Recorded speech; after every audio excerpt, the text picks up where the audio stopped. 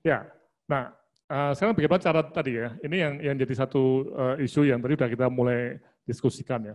Tapi gini Pak Arik, kasus-kasus ini saya berharap ada rumah sakit yang nanti mau untuk menulis kasus ini. Nah, misalnya terkait dengan mutu pelayanan, bagaimana kematian pasien COVID-19 tadi.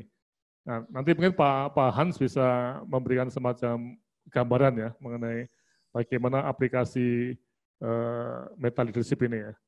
Sekali lagi ini atributnya pemimpin ya, jadi bukan sesuatu yang berjalan dengan sendirinya. Ini diinisiasi oleh di rumah sakit yang dia itu juga merasa bahwa kalau kematian pasien itu tinggi, saya sebagai direktur itu jadi orang yang juga bertanggung jawab ya.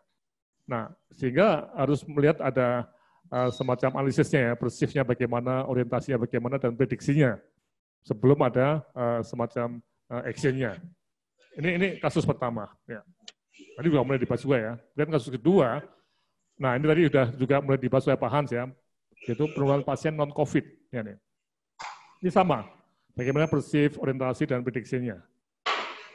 Nah, kemudian kasus ketiga tadi yang Pak Birowo juga, kesehatan dan keselamatan staf rumah sakit nih. Ini bagaimana nih? Ini. Ya, jadi banyak hal yang kita itu harus membuat semacam analisis tadi ya, terkait dengan masalah yang harus diatasi. Nah, sekali lagi tadi yang saya katakan sebelum sesi ini ya, kekhawatiran saya sebagai pengamat kalau rumah sakit tidak melakukan apapun ini dalam secara sistematis ya, dalam mencoba mencari solusi masalah yang dihadapi oleh rumah sakit dan masalah COVID ini. Karena tadi mungkin direksinya terlalu sibuk dan urusan lainnya, misalnya seperti itu. Atau mungkin ya tidak tahu, seperti saya menjadi dewan pengawas di beberapa rumah sakit ya. Saya selalu bilang pada direktur rumah sakitnya, Anda bagaimana melihat COVID ini sebagai sesuatu yang secara sistemik itu mempengaruhi rumah sakit. Nah, saya tidak tahu apakah dalam kasus 1, 2, 3 ini misalnya, ini kasusnya banyak, nggak cuma ini ya. Itu para pemilik rumah sakit dan dewan pengawas juga merasa sesuatu yang luar biasa terjadi dan tanda kutip itu menuntut atau meminta direksi rumah sakit untuk berbuat sesuatu. Ya.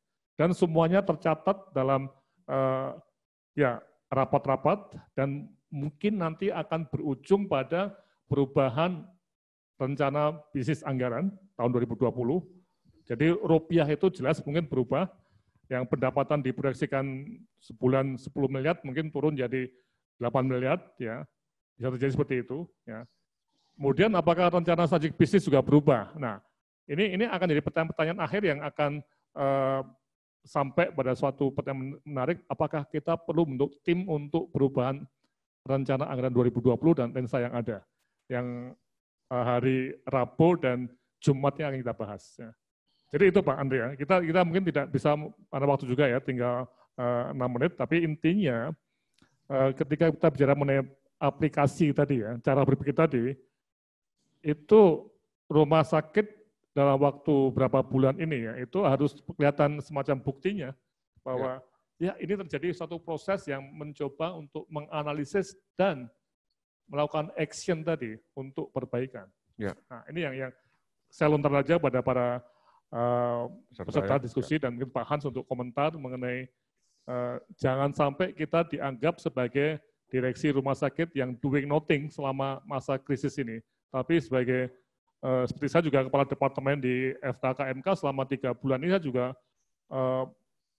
istilahnya mungkin Pak Ade sebagai staff saya juga melihat ya, saya melihat lagi ke rencana RKA ya, di rencana kerja anggaran RKAT kami, ternyata berubah sekali ya.